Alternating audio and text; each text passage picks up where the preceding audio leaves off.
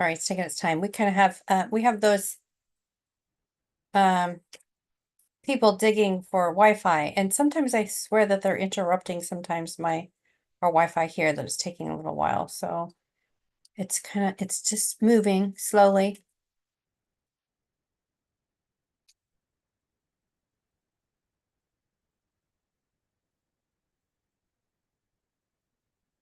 Oh, come on. Here we go.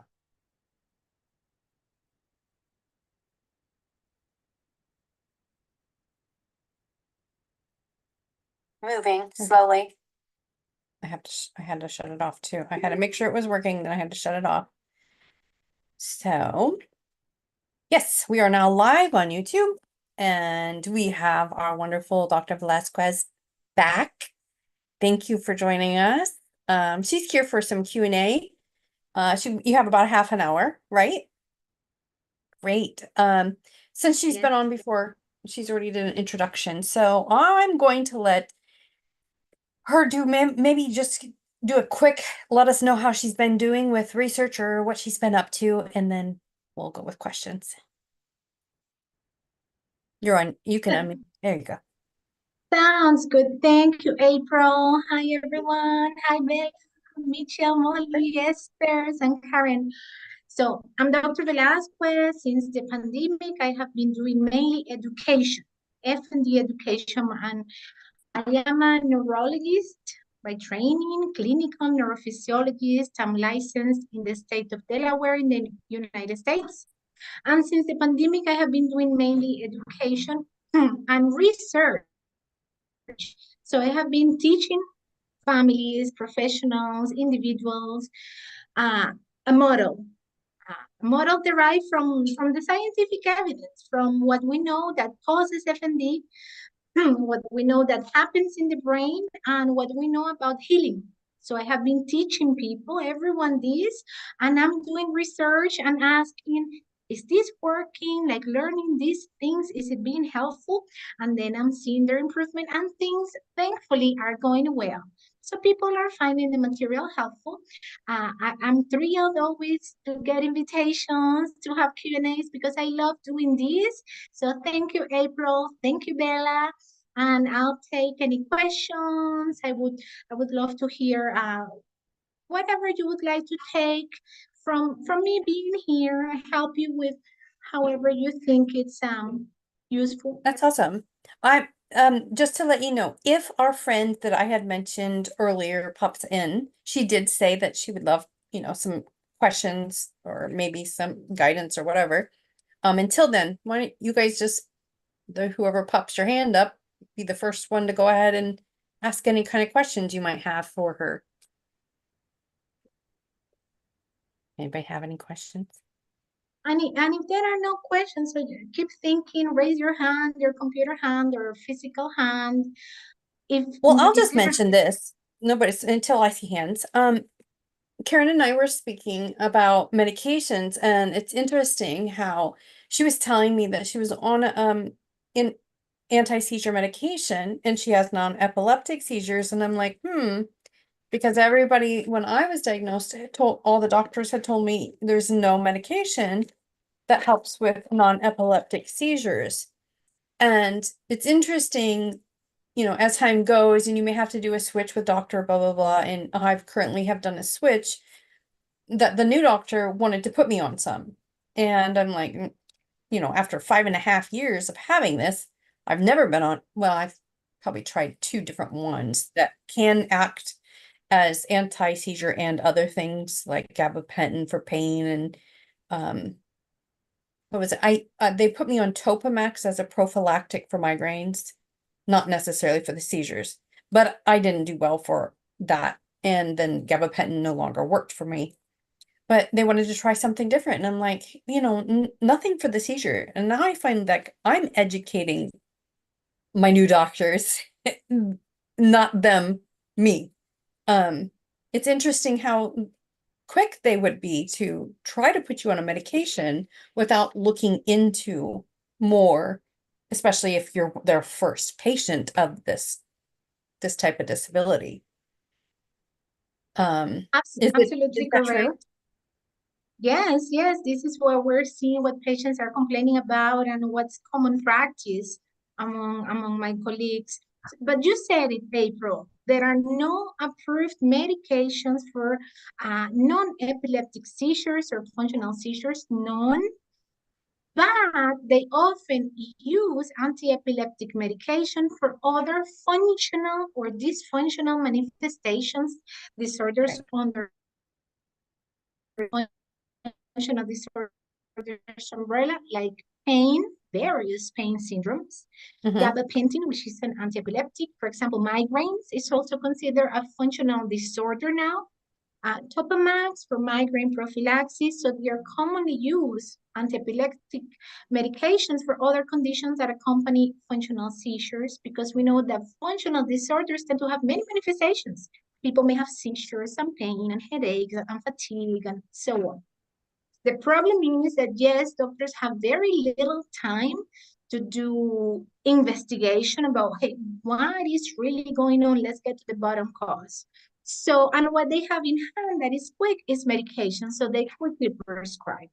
So one of my goals now is to help doctors within the 30 minutes of their appointments do a quick, good integrative assessment, at least discover one process, at least discover one cause, at least offer one solution.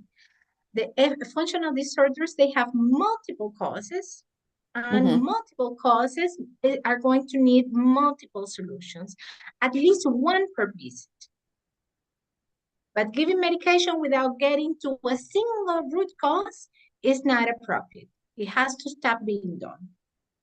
I agree Yes, with you. I agree. Yeah, thank you. Because yeah, I thought I'm like because they literally wanted to put me on an anti-seizure medication for my seizures. I'm like, I'm not doing that. No, I'm sorry. Yeah, I mean, I thank you for trying and offering, but I'm not doing it. I've been weaning myself off. I'm now officially off of all antidepressants and all anti-anxiety. And I'm weaning myself off of the Klonopin and I'm doing successful. I'm now able to go, I had 11-day no symptom period. And then I went to the eye doctor and the little letters were vibrating and that just triggered stuff.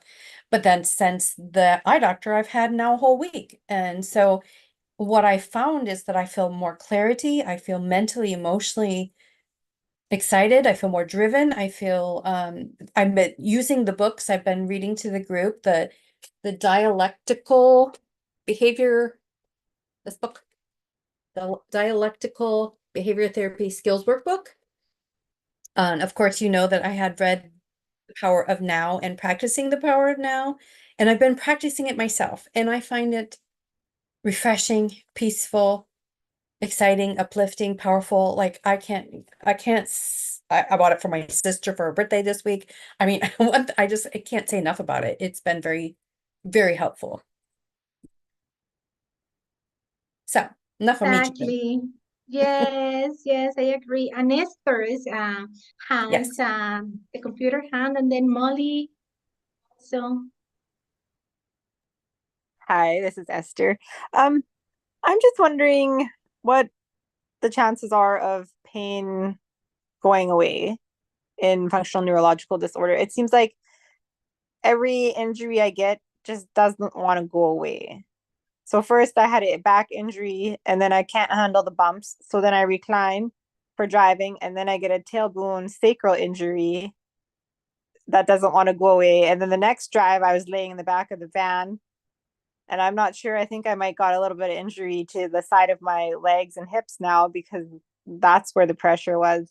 So like what are the chances of healing and not being able to or not having to modify like more and more aspects of my life? Um so I did just try, I was just telling them I just tried pregabalin, but just did not have good results with that.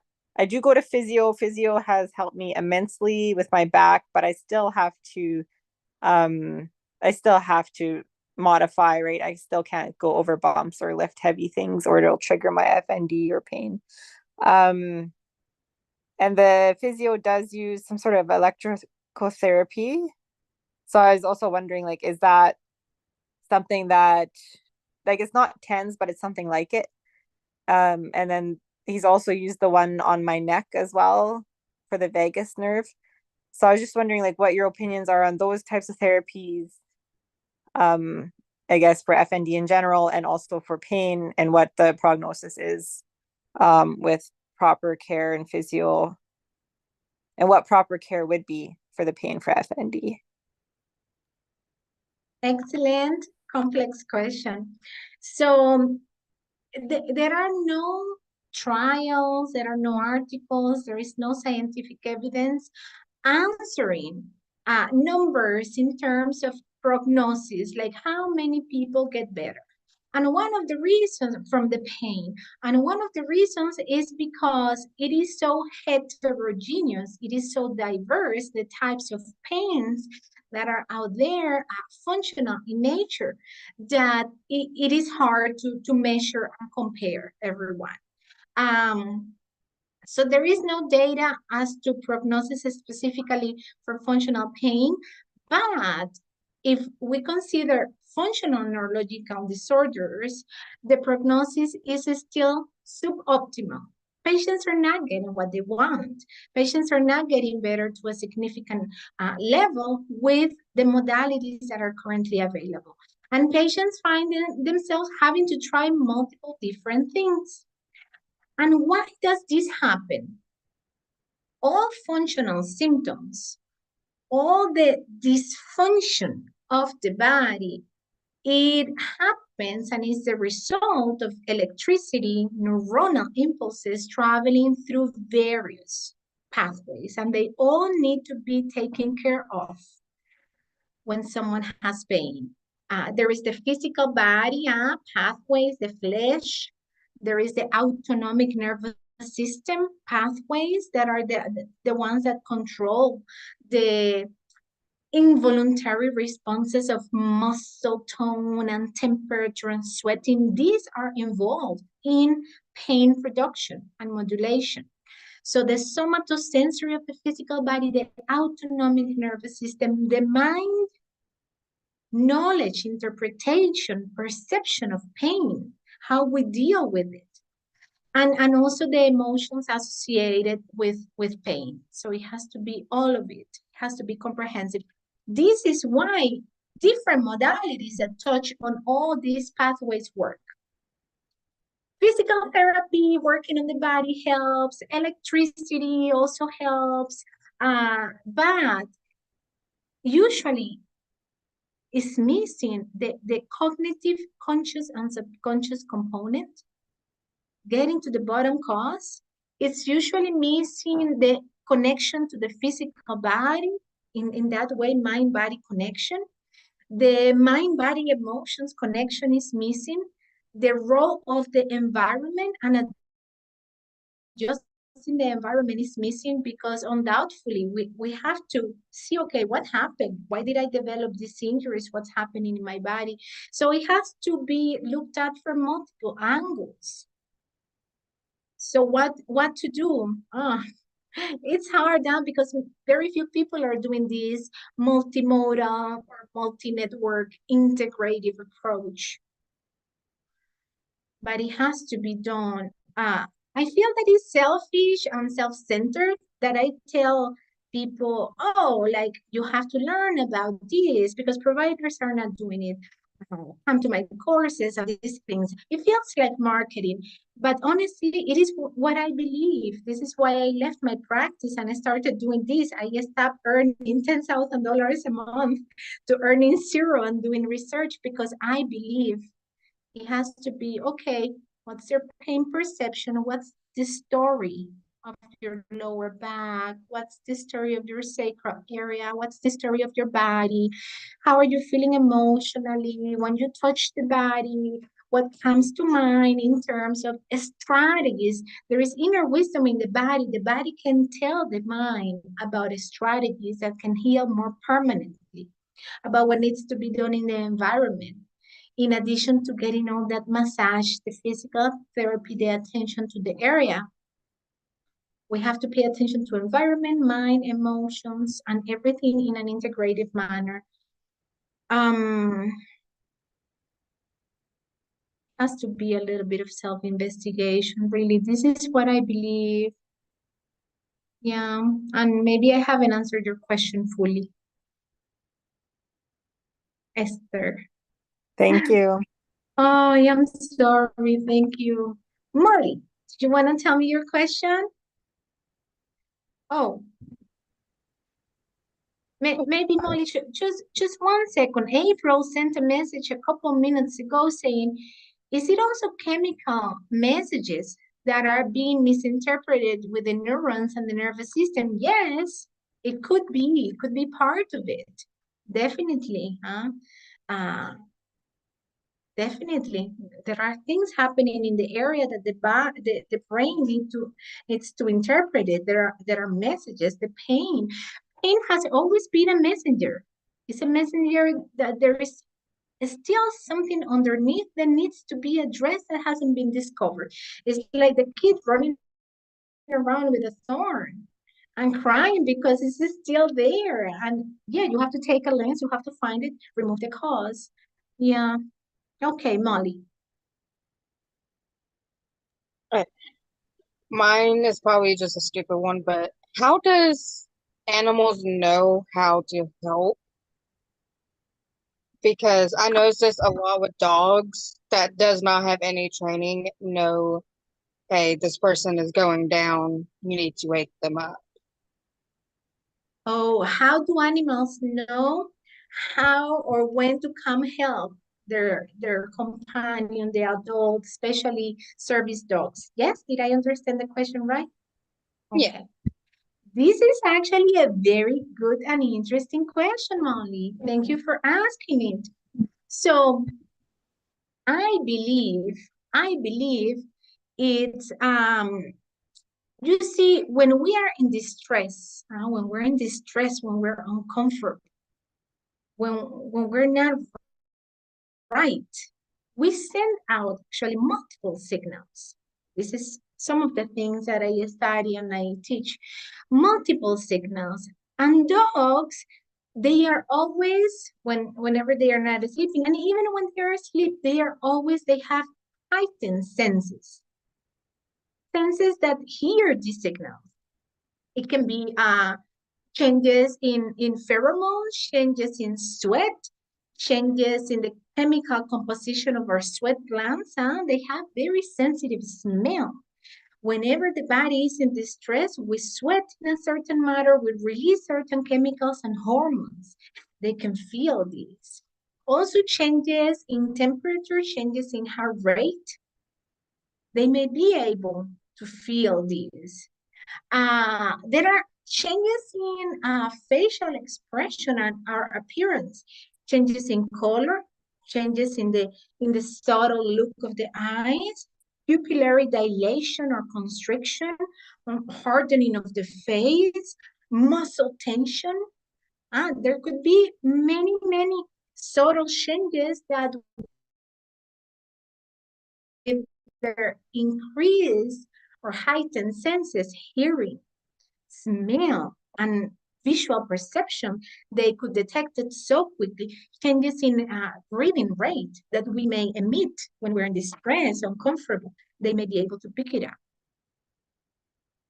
Interesting question. Yeah. And I think, I don't know who was next, if Karen or Mitchell, but one of you is next.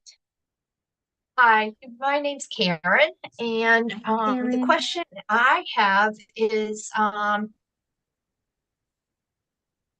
can was recent, well, not recent, back in 2009 when I was originally diagnosed with fibromyalgia in March. In July, or the end of June, July, they found a huge meningioma that was in the parietal temporal region. Could that have been the trigger of this FND, that may have caused all this storm, if you want to call it, because it came back in 2016, and I had gamma knife after they had surgically removed it in 2009, and it was wrapped around the superior sagittal sinus. could that, it was like ever since then, after the gamma knife, that things got worse to where it was today. Could that have triggered it? So there is something that I call the functional burden. It's like we start living, we're kids, teenagers, and then challenges, stressors. We may not fully recover. Like they start leaving like little imprints in our nervous system. What is an imprint in the energy of the nervous system? It is maybe a pathway that got a poorly formed or a shortcut where it shouldn't have been, or a longer one, long-winded pathway. So the energy becomes a little dysregulated, a little out of the normal function. And eventually there is that drop that makes the cup overspill, and then we have a bigger manifestation that is, okay, you have a functional neurological disorder. Having been diagnosed with a meningioma, receiving cyberknife, which is a type of surgery, dealing with all that medical jargon and terms and diagnoses and medical teams and what they tell us and put in our, this is worrisome, right? It activates the mind. It's like, okay, I'm worried, I'm thinking about this, I'm considering the future, I'm planning, I'm interpreting. Like there are so many cognitive processes that get activated, overwhelmed, overcharged. And then the emotions. I'm sad and I'm nervous and it's my first time, and they said that it's wrapped around the superior sagittal sinus. This is scary, just to say the least. All these names and right, and then the body, and then the body goes through the surgery, through all the testing, right? The physical body, the heart rate goes up, and the breathing, and you're feeling, right, the stress. Of course, this is another layer on a system that maybe already had gone through challenges and stressors, because life is being very hard in these modern times for all of us. So it could have very well been that little drop that overwhelmed the system up to the manifestations. Thank you, Karen. Excellent question. Thank you. Michelle? Oh, hey. Yeah, my question is like lately I've noticed like I'm kind of like getting worse. I've got like muscle weakness and I'm getting like the daily like tremors, and I've got this wave like in the back of my head, and it goes from like from the back to the front sort of thing. I'm just wondering like day to day, what are the best things we can do for FND? This is an excellent question. Um, and it reminds me also of this first question. Is like, okay, what is a quick set of tools that you could give us? I'm still having pain. You're telling me I'm having all these symptoms. So you see, in my courses, the first thing that I teach is resources. If you go to the beach, if you go to a long journey, you take your resources with you. You take your water, you get your a sunscreen, you take a piece of fruit, you take your resources with you. So the first thing to embark on a self-investigation, self-healing journey is resources. What are resources? Resources are things, anything that makes us better, that help us in the journey, that for a moment it brings us whatever we feel that is better. Peace, relaxation, certainty, you name it. So, Mitchell, do you have resources? Resources can be people, resources can be animals, resources can be nature, resources can be spirituality, God, goddesses, resources can be free time to relax, to reflect. Yeah, absolutely. Yeah, for sure. Yeah, okay. So this would be step number one, having resources, using resources. And there is an important step, which is practicing the goodness that resources bring us. Because Mm-hmm. why? By using resources and teaching the body, look, resources make me feel relaxed. This conversation that I'm having with Yadira is making me feel hopeful about the future, curious, it's making me feel that there are things out there that I don't know yet that could be helpful. When you use resources, I'm talking to Yadira, I'm feeling curious, I'm feeling hopeful. That effect of the resources in you gives you fuel to continue journey, gives you the confidence, the hope, the relaxation, the partnership, the collaboration that you need to continue in the journey of self-investigation. So find the resources, see how they feel, and dive on that feeling, because that's what's going to keep propelling you forward. That's step number one, and I think it's enough for one day. After that, after you all conquer that, then the journey, you're ready to start the journey of self-investigation, because what I teach is self-healing, self-investigation. So you start looking within, you feel the body, you feel the muscles, you feel your head, and then you start asking what's happening, mind-body connection. What's happening? Teach me, I'm listening. And then you're going to start getting the messages from the symptoms. And then you're going to start learning to unravel them, trusting the body, trusting the body's capacity to heal, trusting your own mind-body communication that leads to healing. But first, resources, find those good things, make a list of those things, feel them in your body, and then maybe we'll see each other again here. I have to go now. Okay, well, thank you. Yeah, I have another meeting. I'll try to join once or twice a week as much as I can. That'd be Very great. helpful. It was very helpful that Bella and April, they send me reminders. That's so helpful because I'm so full with my schedule. But I'll try to come. I love doing this. I love Thank you. connecting with all of you. We love having you Okay. here. Yeah. Thank you, Bella. Thank you so Thank you, much. No, thank everyone. you. I'm leaving now, but I'll see you soon. Bye-bye. Thank you. Okay. Bye-bye. Take care. That was Okay. cool. Yes, it was excellent. Let me see if I can and There's a few things I wanted to ask, but it was but we'll do it the next time that she comes over. I'm going to continue on YouTube live stream for just a little bit and then I'll take it off.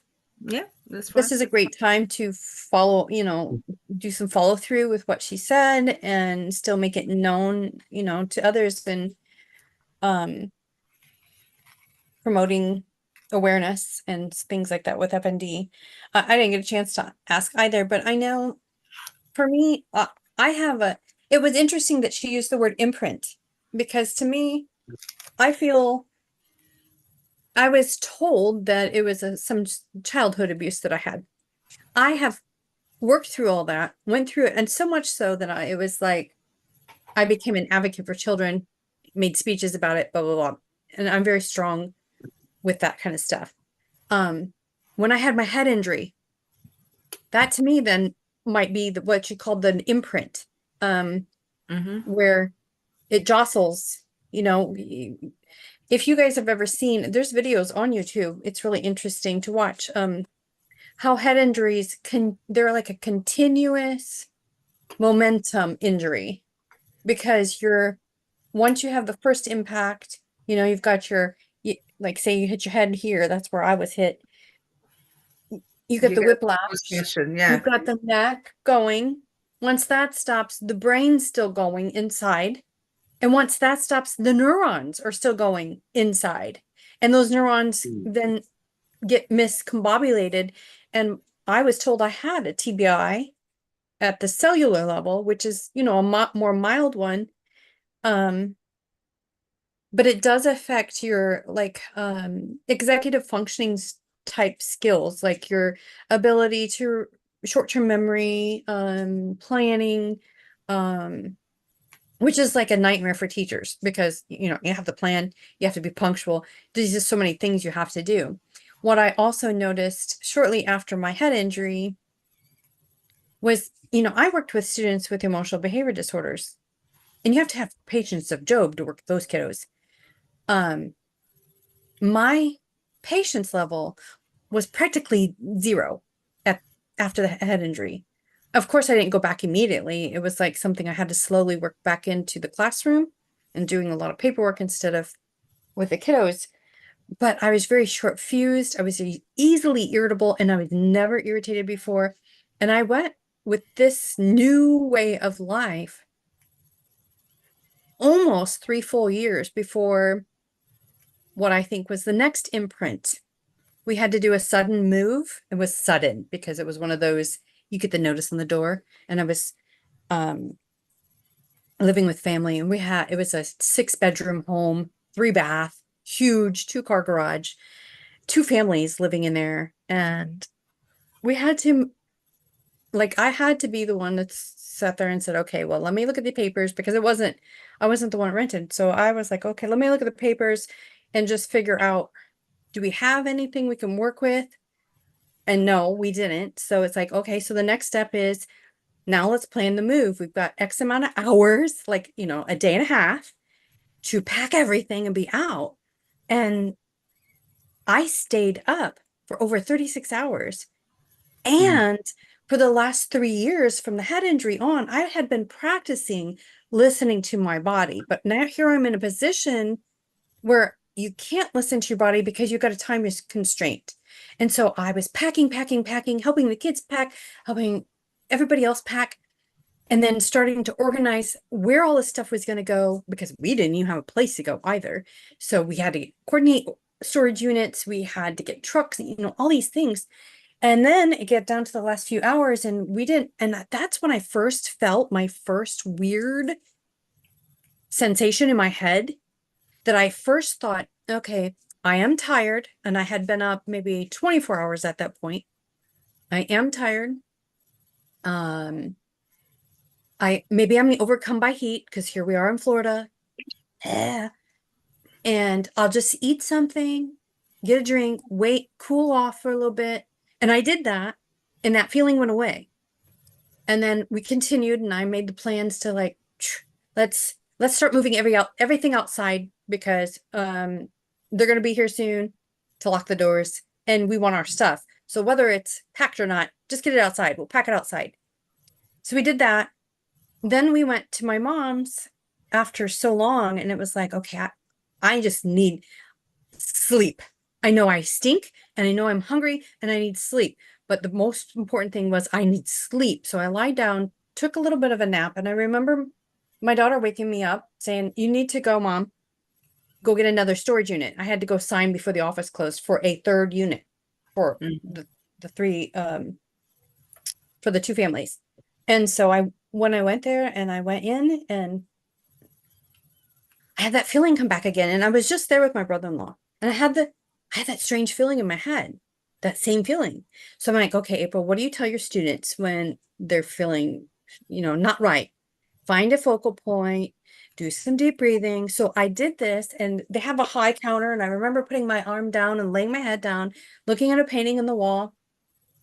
And that feeling just was like that. And it was, I can't say it was dizziness. I can't say it was lightheadedness. I can't say brain fog. It was the strangest feeling. I still to this day can't even describe it very well to others, other than like someone took my brain out, put in a balloon, blew it up, applied some pressure, and then had this, put my brain back in, but it was shrunken, and have this like air with pressure, strange, bizarre feeling. And they called my name and said, April, can you sign this? So my brother-in-law tapped on me because I wasn't responding very rapidly. I heard them. I completely heard them, but I wasn't responding very rapidly. And apparently when I lifted my head, everything on my whole left side was drooped. In my left face, left side of my mouth, I was drooling. Mm-hmm. And the look on their face probably scared me more than my feeling. And then I went to, and then this scared me even more, is when I went to say, I don't feel very well. It was, and then I instantly thought, oh my God, I'm having a stroke, And so I think that lack of sleep and the head injury, imprinted in my nervous system. Yeah. And that makes sense what she's saying, because then that's already a disconnect in pathways. So then, I wasn't stressed about the move at all. I'm usually the one in the family that, hey, give me a problem and I'll try to solve it quickly kind of person. It's not a big deal. I did not feel stressed. I did not feel anxiety. I did not feel any of those emotions. And I'm pretty good also to recognize when I feel depressed. I also find interesting is that throughout my whole life, I've seen my sisters and my mom have anxiety attacks and they have physical response. So I've never had this physical response to anxiety. So I never thought I had anxiety. But little did I know that a worrisome mindset is a form of anxiety. And it doesn't have to present in a physical fashion. So I didn't, and I was usually pretty good at detecting when I felt this worrisome stuff and trying to get my mindset back up and recognizing, oh, you got some depression going on here and you just seem to be a lot weepy and nobody can tolerate you. Sometimes you can't even tolerate yourself. Maybe you need to go get something and possibly talk to a counselor. So I was good at that. I wasn't one that would just waller in my depressive state, So I do have a hard time believing it was from childhood sexual abuse. Because of my strength and my endurance and my ability to reason, keep a good mindset, and recognize when maybe I might be, I just don't find that is what caused mine. Does that make sense? No, it does make sense because that's the same thing that happened to me. Okay. So, yeah, because it happened to me like I had a head injury. My eyes went at the same time. And then all of a sudden, I was still working and everything, going to the gym, doing all the activities with my kids. And then all of a sudden, I was getting like loads of migraine. I never had a migraine before. And all of a sudden, the migraine started too much. I started to go to a private doctor so I could get like a Botox injection for the migraine to solve it. It was it, and then I made an appointment and everything and all that, thinking that's the issue that I had. And when I was at work, I was feeling tingle feelings all over my body, and then I just thought, this was like after work, and I was going, I'll be fine, I'll be fine. I was sleeping, and and then woke up and feeling strange, and then the next day in the morning, I had a stroke. Like the whole left side went. Like I had a mini stroke, and well, the FND people will call it the doctors will call it mimic stroke, but it is a mini stroke to me because the whole left side went. It drooped. That's what happened to mine too. My left side went, and all of a sudden, when I was in, didn't want to wait for the ambulance. We just went straight took an Uber straight to the hospital. And while I was waiting there, tremors just started, and I didn't even know what it was called at the time. Because I worked for so long, never heard any of this stuff, what was going on. It was till later on in June when they confirmed it, what I had, because I was like, having the tremors was so bad. really bad. My head was shaking everywhere. My waist was shaking everywhere. And then it started giving me anti-seizure tablets and stuff that my neurologist that I was seeing for the head injury gave me that. And I was going, this cannot be part of post-concussion syndrome. This is what I've been trying to tell him. And because this is weird. You cannot have a mini stroke and you cannot have all that because of the head injury. So I was like questioning him, and I started to have a second opinion. I asked for a second opinion because I didn't like what he was putting me the medication on. And then when I went to see the private doctor, and he said to me, that anti-seizure that you've been taking, you need to come off it. Because that was making my seizures come every hour, every single day. More frequently. Right. More frequent, the seizures. I mean, I was having them, but I was getting more of them. But he told me you need to wean yourself off. And that took a long time to do that. And he told me I can't get the Botox injection until I get myself sorted. Why can't you have you done it since? No, Botox? no, I couldn't do Were it they because helping? he said it won't do anything until you are sorted, because he saw the condition I was, the tremors, I couldn't walk because I was bedridden for so long, and yeah, everything just went, and my speech was gone. He was just going, there's no way I'm going to put a Botox injection into you. It's not going to work. I mean, I had Botox injection in my eyes, no problem. And they didn't work, and they worked, or they It didn't didn't work for you? last. No, it didn't last. Like, it only lasts Oh. like, I think about 2 or 3 weeks. I think it just lasted, and then I had to repeat it again. And I just thought, and then I gave up afterwards because it wasn't working for me. I just said, you know what? And then I decided towards the end, after 6 years researching, that I can't. They were going to do surgery in my eyes, and I said, and they told me they only could do one part of your eye, but it doesn't mean you won't be photosensitivity or you won't have blurry vision. They only fix the double vision. But it didn't help at all. I just said I declined the surgery because you just told me the risk of it, and the risk of it is not going to work. You'll still have issues with your eyes. So I just, FND, just never heard of it before. And then when I did loads of research, and it's like, wow, it's I quite. just don't get it. You worked for NHS. Yeah, never heard of it. How did you not? That's It's just like they use conversion disorder long time ago. Yeah. So they use all these symptoms. And I remember when they used to use on patients that, and they used to put them under mental health help. That's what they used to do. But I heard other stuff as well. And then it's like, why is it under mental health? And then all of a sudden, when I went to see,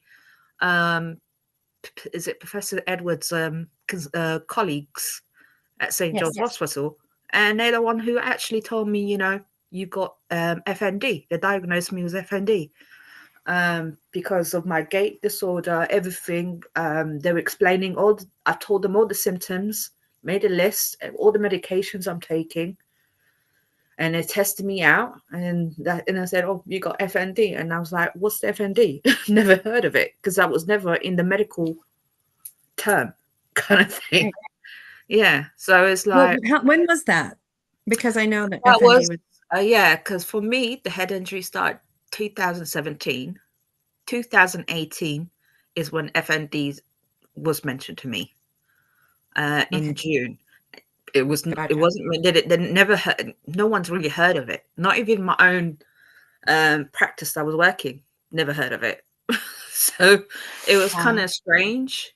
I tried to get other people, if they knew consultants, like neurologists, if they know anything about it. They didn't know it. It was too new at that time. But all of a sudden, I just, it's new, but it's not. It's a new name. That's the thing. It's a new name. Yeah, but the disorder has but always been there. Different symptoms. New name was different symptoms. That's the thing. They put it. What's different? It's the list of the symptoms that we have. The Because flare-ups we have. I was diagnosed with conversion disorder. It's all the same thing. None of my symptoms have They changed. never told that to me. They never said that to me at all, that it was It didn't conversion mean. disorder. No, they just said it's FND to me straight away. It was brand new to them. It's a good thing I took a second opinion, because if I didn't, they will still put me on these medications and I wouldn't get any help at all. Right. But yeah, but that really, I mean, having a second opinion, seeing the people who are experts on this, that was great. But the thing is, they just leave you alone after you're diagnosed with it. That's the thing. See, what's really weird is they told me conversion disorder, but I took in all of Dr. Stone's mad quantities of information that he had on there. And Yeah. I said, could this be what I have? And they said, yes, that's it. But for insurance purposes, because the US had not updated their terminology, they had to put it under conversion disorder, which is technically truly the same thing. The only thing about FND part is the fact that it's now being used to umbrella all sorts of things that weren't on the conversion list, I guess. It's just being more because Broader. technically, yeah, Yeah, it's more broader. because I think it even includes Parkinsonians, Yeah, Parkinsonism. Parkinson's. Yeah. Yeah, but there's that new word, Parkinsonism, which is weird. I've never seen that until I think they do mean recently. different. They are a little bit different, I think I read, but I forget what the difference is. Okay, thank you. Because I saw Parkinson's syndrome, and then I've seen Parkinsonianism, blah blah blah blah blah. Mouthful. So it's like so that's included as a functional neurological disorder, migraine, which I don't understand how migraine it can be, because migraine to me is how is that a function in your body? People get headaches. Headaches can come and go. It's a headache. Yeah. Your head But, aches. but I with don't migraine, get that. it's like an electric wave going in your head. That's when This it is so happens. weird to me. Like, how is that a function problem though? Function problem. Like, It's I'm not. not, you can't see my head with pain like you can see this weird stuff, or you But can't I hear the think weird. it's just because they can't see it on a scan. Like if you have a migraine, you can't see it No, like that's they physically, true. can right? see it. They can see them on PET scans and functioning MRIs. They definitely see mad quantities of blood flow in the area where you're complaining of the pain. That has been shown for years and years and years. Okay. A migraine. But Yeah. what's sad Really? is, Not in UK. They don't see it. yeah, More so They than just FND. diagnose you. Like Yeah. FND is the new thing that they see on a functioning MRI and PET scan. But but a migraine, they have been my one neurologist that has written books and stuff, they've seen it. It's blood flow. Like an exuberant amount of blood flow, which basically when you have blood flow, that means also you've got neurons trying to communicate in that area. Yeah. Which probably also goes back to those articles we've been reading where some people think that there's a possibility that inflammation is a contributing factor to Oh, definitely. FND. I've got that. Definitely. Speaking We of all that, got information. Yeah. have you guys all had an ANA test, a blood one, to see if your inflammation levels are, if you have they Yeah. been off? no, See, I've had them, and every one of them's always been off. no. I've got them. Yeah, I got them. You too, Mitchell? Yeah. I got an ANA of had 1/320. That's higher than mine. Way higher Yeah. than mine. Yeah, so they suspect I've got lupus because I've got fibromyalgia, I've got POTS and FND. So I'm just waiting to see the rheumatologist again, and then I don't know, they're gonna Oh, they reckon I do have lupus, so I'm just like gonna go back and see them and then get. I don't know. See, it takes a long time to diagnose. It's not an Oh, I easy know. one. Exactly, So because it can take autoimmune years. disease, like, it's a whole range of stuff. That's the thing, and they need Yeah, Right, to there is. that's pinpoint right. it. Yeah, they need to Mm, pinpoint which one it is with your ANA, but sometimes they have no clue. To be yeah, honest, yeah. But it was rheumatologists interesting have reading no those clue. articles on that. Your inflammation and your genetic makeup on Mhm. how your genetic makeup reacts to inflammation that's what I was understanding. This is how I was understanding that article someone posted. I saw that. Yeah. So is this how you understood it too? That our genetic makeup could have a poor response to inflammation. That's why we get FND. Well, Mhm. Mm, how do you get inflammation? All sorts of things. Our Yeah. yeah, diets, medical issues, medicines, injuries. I mean, there's a host of environment. Yeah. right. Yeah. There's a host of So reasons to cause inflammation. I just looked up Mm, my ANA and it just says negative. That okay. means your test is fine. Yeah. But Mm, don't My one's think positive. that Yeah. you know what I would ask is once a year or once every 2 years, especially since it's negative now, see if you can retest it.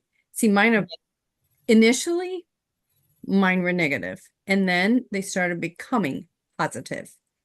So I would Oh, check oh. those every now and then and request your doctor to run it again every so often. Once it becomes positive, increase to one from time every 2 years to one time a year to every 6 months or something like that, just to keep your eye on it. Mm, Just like Mhm. my yeah. A1C is off and I'm borderline diabetic. Um, Mm, so we watch that every Yeah, 6 months. even the CRP can go up, even the ESR could go up. yep. Everything goes That's up. right. Mm-hmm. Mm, Yeah, so I've got all of that. It's like up and it's mm, causing inflammation. I think it's all to do to the medications that I've taken. That's It's exactly what I think made it. TB is Yeah, could medications be. can yeah. Mm, be a big contributing factor to some of our tests being skewed. mm, are we yeah. still on YouTube? Oh yeah, let me take that off. Yeah. So we're going off signing off of YouTube. If you like our channel, like, Yep. subscribe, share, because we are trying to Thumbs up, make please. yeah, we were trying to educate as many people as possible on FND.